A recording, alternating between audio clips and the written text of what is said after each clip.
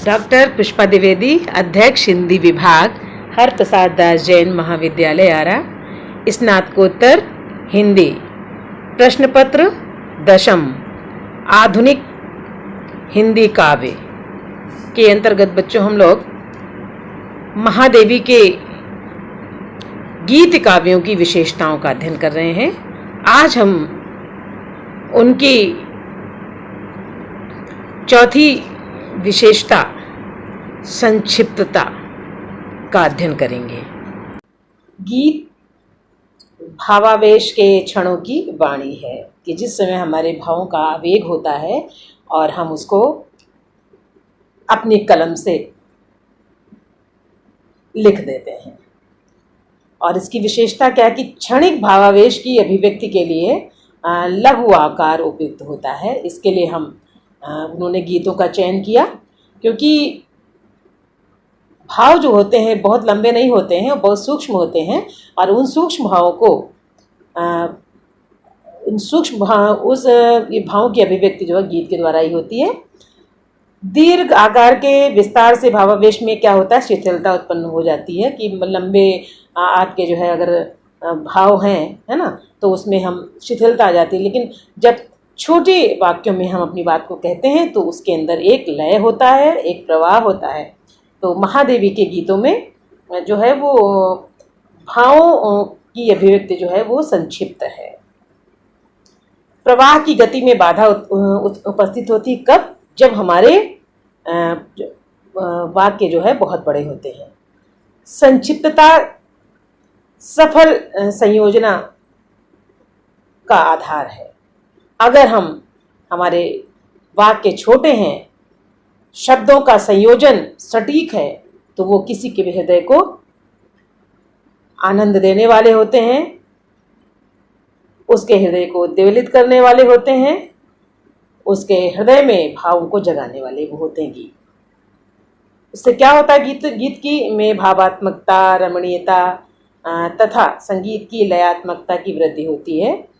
कब, जब हमारे जो है वो लघु आकार उसका होता है वाक्यों का। गीतकार महादेवी वर्मा के लिए उनका ये अपेक्षित गुण है, वो संक्षिप्तता को बहुत पहचानती हैं।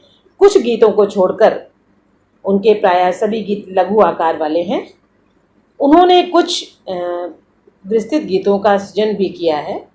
उसके अधिकांश गीत संक्षिप्त हैं, ना अधिक विस्तृत हैं। मतलब कुछ गीत उन्होंने ऐसे लिखे जो बहुत विस्तृत हैं, कुछ गीतों का सृजन ऐसा है जो बहुत ना तो विस्तृत हैं और ना ही बहुत संक्षिप्त है। उन्होंने मध्यम आकार के गीतों की रचना की है, जैसे क्या पूजा क्या अर्चना रे, इसमें मात्र 9 पंक्तियां ही हैं। तिमिर में वे पद चिन्ह मिले हैं, तुम आ जाते एक बार। धूप सा तन दीप सी में, गूंजती क्यों प्राण वंशी, जो न प्रिय पहचान पाती। महादेवी ने जिन लंबे गीतों की रचना की है उनमें भी शुष्कता नहीं आ पाई है, ना शिथिलता आ पाई। जबकि विशेषता होती है कि यदि हमारे गीत लंबे होंगे तो वो शिथिल हो जाएंगे, उसमें भावों की अभिव्यक्ति बहुत अच्छे तरीके से नहीं हो पाएगी। लेकिन उनके गीतों में ऐसा नहीं है। ये गीत गंभीर भावों से निकलकर कल्पना के रंगों में रंगे हुए हैं उनके गीत जो हैं। और इन गीतों में कवित्री की चित्रात्मक अभिव्यक्ति बहुत ही सुंदर है। जब उनके गीतों को हम पढ़ते हैं तो एक चित्र सा हमारे सामने खिंच जाता है। और उनके लंबे गीतों में भी गेयता का तत्व उपेक्षित नहीं है, है ना। लंबे गीत हैं फिर भी उसके अंदर गेयता है। जैसे मोम सा तन घुल चुका, अब दीप सा मन जल चुका है, लाए कौन संदेश नए घन। ये लंबा गीत है इनका, लेकिन फिर भी इसके अंदर शिथिलता नहीं है, भाव में गतिशीलता है। और मुस्काता संकेत भरा नभ, अल क्या प्रिय आने वाले हैं। महादेवी के जो लंबे गीतों की रचना है उसका कारण जानते हैं बच्चे क्यों, क्या है कि रहस्यमयी भावना कि उस अद्वितीय सत्ता के प्रति उनका तादाद में उन्होंने अपना स्थापित कर रखा है। वो अद्वितीय सत्ता ही उनका प्रीतम है। और क्या है, अतिशय उनका चिंतन तथा कल्पना की उच्च उड़ान का वो उनके जो लंबे गीतों में हमको दिखाई पड़ता है। ठीक है, उनके गीत इतना सब होने पर भी, लंबे हों चाहे छोटे हों, लेकिन उसमें कहीं भी वो पढ़ने में हमको उसके अंदर शिथिलता या अरोचकता नज़र नहीं आती है। इस प्रकार महादेवी ने जहाँ गेयता के विशिष्ट गुण संक्षिप्तता का निर्वाह करते हुए सुंदर गीतों की रचना की है, वहाँ लंबे गीतों की रचना करते समय भी भावों की जो रोचकता है वो कहीं भी बिगड़ने नहीं पाई है। उसका उन्होंने ध्यान दिया है।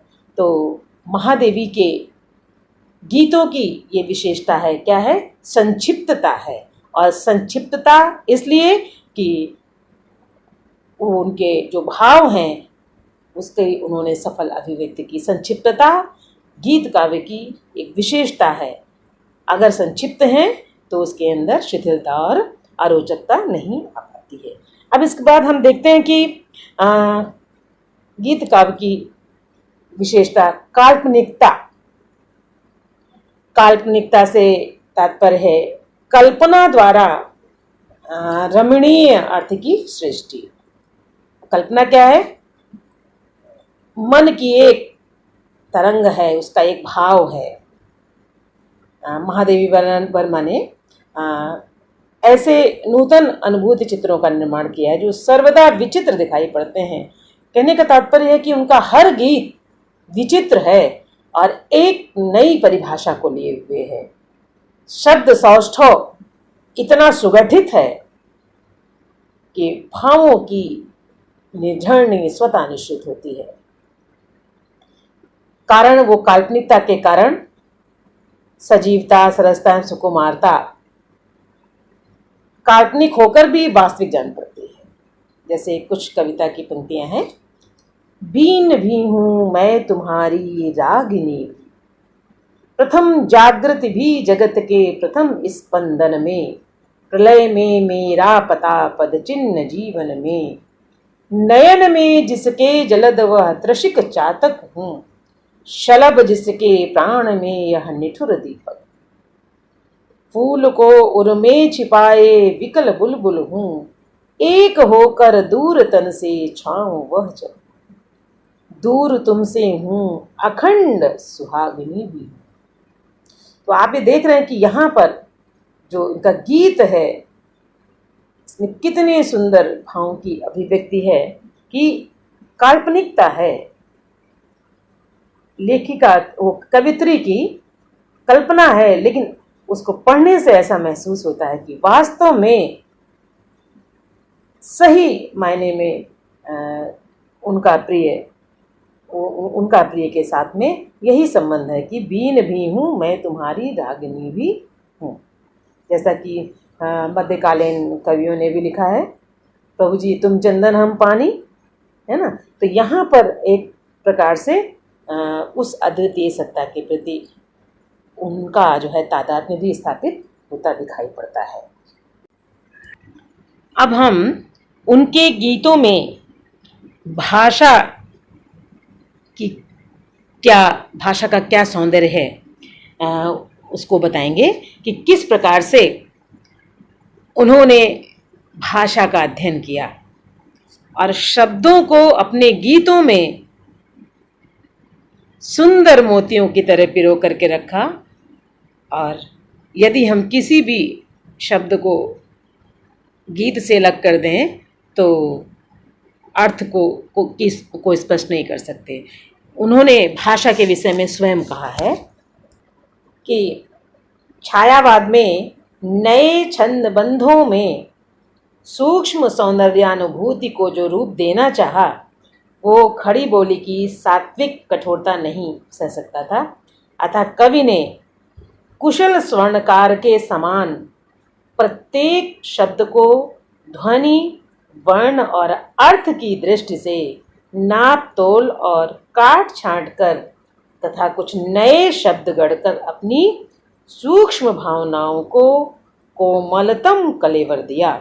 कहने का तात्पर्य है कि उन्होंने बताया कि जो भाषा छायावाद की है वो बहुत ही कोमल है और उसमें कल्पना का आधिक्य है। महादेवी वर्मा ने बताया ना कि भाषा की साधना की है, साधना, तभी तो कहते हैं ना कि एक शब्द इधर से उधर नहीं हो सकता। उन्होंने भाषा को तराश कर सचमुच ही एक स्वर्णकार की भांति ढाला है। उनकी जो अभिव्यक्ति की रमणीयता का श्रेय उनके भाषागत सौंदर्य को ही है, इसमें कोई संदेह नहीं है। कारण कि यदि उनका शब्द चयन, शब्द सौष्ठव अच्छा नहीं होता तो गीतों के जो भाव हैं वो किसी के भी हृदय को अपनी ओर आकर्षित करने में सक्षम नहीं होते। साथ ही महादेवी वर्मा की कविता में लोकोक्तियों का अभाव नहीं है, उन्होंने उसका भी प्रयोग किया है, आवश्यकता अनुसार किया है। जैसे धूल में लिखते हो, इतिहास बिंदु में भरते हो बारिश, हंसो पहनो कांटों का हार, पथ में नित स्वर्ण पराग बिछा देख जो फूली समाती नहीं, आदि उदाहरण के रूप में उनको देखा जा सकता है। और मुहावरों के प्रयोग के द्वारा महादेवी ने भाषा को जीवंत रूप प्रदान किया। अपनी काव्य भाषा को उन्होंने प्रभावशाली एवं सुंदर अभिव्यक्ति के साधन का रूप प्रदान करने के लिए मुहावरों का प्रसंग के अनुकूल प्रयोग किया। जैसे काली रात काटना, पथ में बिछना, गिन गिन रखना, तिल तिल जलना आदि मुहावरों का प्रयोग कविता को कलात्मक सौंदर्य प्रदान करने के लिए किया है। इस तरह महादेवी की भाषा प्रौढ़, प्रांजल, संगीतात्मक, विशुद्ध, परिमार्जित एवं प्रवाह मूलक है, जिसके माध्यम से उनके भाव प्रधान रमणीय गीतों की रचना हुई है। ऐसा नहीं है, विदेशी भाषाओं के ऐसे कितने ही शब्द हैं जो हिंदी भाषा में पूर्ण रूप से मिले हुए हैं। विदेशी भाषाओं से लिए गए शब्दों का भी अपना एक विशिष्ट स्थान अभिव्यक्तिगत सौंदर्य में होता है। इनके द्वारा प्रयुक्त कुछ विदेशी शब्द हैं जो उनके गीतों में हैं, जैसे साकी, तूफान, दाग, प्याला, बेहोशी, बंदी खाना, तस्वीर, नशीली, गुलाबी, खुमार, नादान, बेहाल, जंजीर, निशानी, जादूगरनी, दीवानी आदि। अभिव्यक्ति की धनी कवित्री ऐसे उन्होंने स्वनिर्मित शब्दों का प्रयोग भी अपनी कविता में वो करती हैं। साथ में अपनी भाषा को ओजमयी बनाने के लिए उन्होंने सामासिकता का आधार भी लिया है, अर्थात उन्होंने सामासिक शब्दावली का भी प्रयोग किया है। तद्भव, तत्सम, देशज आदि शब्दों का भी उन्होंने अपने गीतों में उसका प्रयोग उन्होंने किया है, बहुत ही सुघड़ता से किया है। साथ ही गीतों की संगीतात्मकता एवं लय की अबाध प्रवाहशीलता के लिए पुनरुक्त शब्दावली का प्रयोग भी बहुत आवश्यक है। वह शब्दावली गीतों को सौंदर्यवर्धक बनाती है। एक ही गीत में शब्द युग्मों के एकत्रित प्रयोग में काव्य भाषा की अद्भुत प्रवाहशीलता एवं अभिरामता लक्षित होती है। महादेवी के गीतों में ऐसे उदाहरण पर्याप्त हैं, जैसे सिहर सिहर उठता सरिता उर, खुल खुल पड़ते सुमन सुधा भर, मचल मचल जाते पल फिर। इसमें प्रयुक्त सिहर सिहर, खुल खुल, मचल मचल और फिर शब्द युग्मों की नृत्य गति भी क्षिप्रता तथा उससे उत्पन्न रमणीयता इसकी देखते ही बनती है। तो कहने का तात्पर्य है कि उन्होंने जो शब्दों का चयन किया है वो इतना सुंदर है, वो शब्द शिल्पी हैं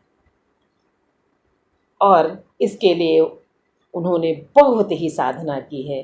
बिना साधना के शब्दों का इतना भंडार, शब्द राशि, नए नए शब्दों का प्रयोग कठिन कार्य है, जो महादेवी वर्मा के ही बस की बात थी। साथ ही उनके गीतों में अलंकारों का प्रचुर मात्रा में प्रयोग हुआ है, क्योंकि अलंकार के द्वारा ही हम सौंदर्य की सृष्टि हो सकती है। और छायावादी कवि पंत का कहना है कि अलंकार केवल वाणी की सजावट के लिए ही नहीं, वे भाव की अभिव्यक्ति के विशेष द्वार हैं। भाषा की पुष्टि के लिए, राग की परिपूर्णता के लिए आवश्यक उपादान है। ये वाणी के आचार व्यवहार रीति नीति हैं, अर्थात अलंकार के बिना काव्य का सौंदर्य अधूरा है। हम अपनी बात को सुंदर ढंग से अभिव्यक्त नहीं कर सकते। इसलिए इन्होंने अधिकांश अलंकारों का प्रयोग किया है। ज़्यादातर उन्होंने क्या किया है कि उस विराट सत्ता को अप्सरा का रूप प्रदान कर मानवीकरण के द्वारा अपूर्व सौंदर्य का चित्रांकन किया है। उन्होंने प्रकाश और अंधकार को, अप्सरी का सित असित वस्त्र, सागर गर्जन को, मंजीरों की रुंझुन, झंझा को अलक जाल, मेघ ध्वनि को किंकर्णी का स्वर, रवि शशि को चंचल कुंडल, तारकों को सीमंत के अमूल्य मोती, चपल को विभ्रम, इंद्रधनुष को स्मित और हिमकणों को स्वेद कण का रूप दिया है। इसके साथ ही उनकी कविता में छंदों का भी संयम है ना। उसी को उनकी द्वारा जो परिभाषा की गई है कि कविता की भाषा में एक वजन होता है, एक संयम होता है, उसी को वो छंद कहते हैं। वे चरम सौंदर्य के साक्षात्कार के लिए पाठक के हृदय में उत्पन्न होने वाली वासना के पीछे छंद में स्थित लय और गति को देखते हैं। अर्थात कविता में लय और गति में अभिव्यक्ति होने पर ही कवि की रागात्मक अनुभूति पढ़ने वाले के हृदय को छूती है। कविता तथा छंद के बीच बड़ा घनिष्ठ संबंध होता है। कविता क्या करती है? हमारे प्राणों का संगीत है। छंद उसका कंपन, और कविता का स्वभाव ही छंद में निहित होता है। इस प्रकार नदी के तट अपने बंधनों से धारा की गति को सुरक्षित रखते हैं, जिनके बिना वो अपने बंधनहीनता में अपना प्रवाह खो बैठती है। उसी प्रकार छंद भी अपने नियंत्रण से राग को क्या करते हैं? एक कोमल सजल कलरव भर उन्हें सजीव बना देते हैं। अर्थात छंद के बिना कविता या गीत बिना बंधन की नदी हो जाती है। तो इस प्रकार से उन्होंने छंदों का भी बहुत ही सुंदर ढंग से अपने गीतों में उसका प्रयोग किया है। महादेवी ने अपने भावों को रूप के सांचे में ढालते समय भावों के अनुकूल छंदों को स्वीकार किया है। संगीतात्मकता, लयात्मकता, है ना, और छंद सौंदर्य में जो ये क्या है, ये सहायक होते हैं। क्या सहायक होते हैं? संगीतात्मकता और लयात्मकता। इस प्रकार महादेवी वर्मा के गीत में गेयता की प्रधानता है और उसके द्वारा वैयक्तिक भावनाओं की अभिव्यक्ति सहज रूप में होती है। संवेदनशील कवि हृदय के कोमल मर्म स्पर्श उद्गार गीत के रूप में स्वतः स्फुरित होते हैं। उनकी संप्रेषणीयता गीत की टेक की पंक्ति की आवृत्ति से उत्पन्न संगीतात्मकता से अधिक होती है। महादेवी संगीत शास्त्र की मर्मज्ञ ही नहीं, वरन काव्य और संगीत से उत्पन्न जो सौंदर्य होता है उसकी भी बहुत अच्छी जानकार थी। तो इस प्रकार बच्चों हम ये देखते हैं कि किस प्रकार से उनके गीतों में एक प्रकार से भावात्मकता, संक्षिप्तता, काल्पनिकता, वैयक्तिकता के साथ ही भावों को अभिव्यक्त करने की अपूर्व क्षमता है। वो इतनी बड़ी शब्द शिल्पी थी कि उनके गीतों को बिना अध्ययन के समझना कठिन है बच्चों। और शब्दों का चयन तो बहुत ही सुंदर है। उसको आप यदि लय से, स्वर से पढ़ते हैं तो एक प्रकार से हमारे सामने चित्र उपस्थित हो जाता है और अर्थ भी स्वतः निश्रित होने लगता है।